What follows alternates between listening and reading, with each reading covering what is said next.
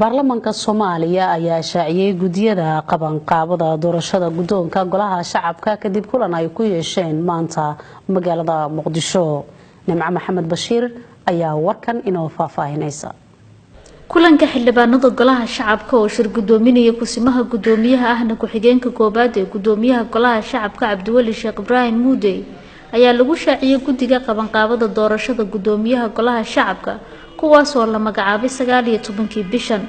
gudoomiye ku-xigeenka labaad ee golaha shacabka Mahad Cabdulla Cawad oo xildhibaanada ka hor akhriyay liiska gudigan oo ka kooban 15 xubnood ayaa sharaxaya qaabka ay u dhacayso doorashada gudoomiyaha iyo shuruudaha looga baahan yahay musharaxiinta u tartamaysa kursiga gudoonka golaha shacabka. magacaabid gudiga qabanqaabada doorashada gudoomiyaha golaha shacabka maanta taariikhdu tahay 19 Abriil 2018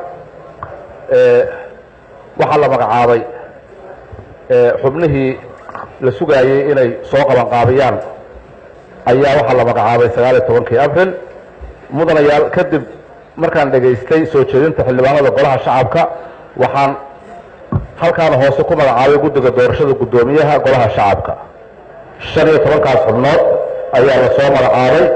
waxaa la farayaa dhammaan xubnaha gudiga inay soo qabanqaabiyaan doorashada gudoomiyaha golaha shacabka muddada uu xeeriyay dastuurka iyo xeeroosaadka golaha shacabka. xilhaynta gudigan wuxuu ku eg yahay xilliga doorashada gudoomiyaha la soo dooranayo.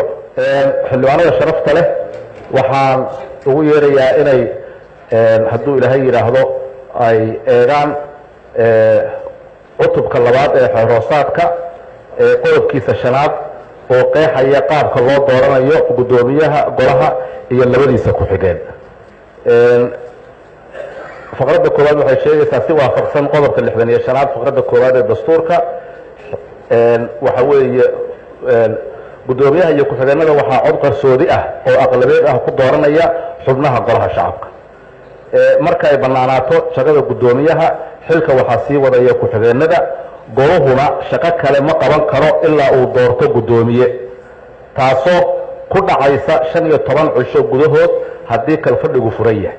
musharax kasta waa inuu soo gudbiyaa qoraal muujinaya rabitaankiisa oo ay la socdaan 2 sawir iyo taariikh nololeedka CV. musharax kasta wuxuu qoraalkiisa ku soo qeexayaa jagada uu u tartamayo haddii ay tahay tan gudoomiyaha ama tan gudoomiye ku-xigeenada koobaad iyo labaad. waxa weeye xildhibaan kasta warqadda uu ku soo codaynayo wuxuu ku ridayaa sanduuq marka hore faaruq ah dushana ka jeexan gudihiisana ay muuqato. waxaa aad loo ilaalinayaa yani daahfurnaanta waxa weeye uu xeeroosaadku si gaara uu u sii tilmaamaya qaabka oo loo doorto gudoonka iyo waliba madaxweynaha labadaasba. codayntu waxay noqonaysaa 3 wareeg. hadduu ilaahay yiraahdo waa qodobada oo wareegyadu iyo sida loo soo kala reebreebayo waxa weeye xeeroosaadkii ku sii qeexan tahay.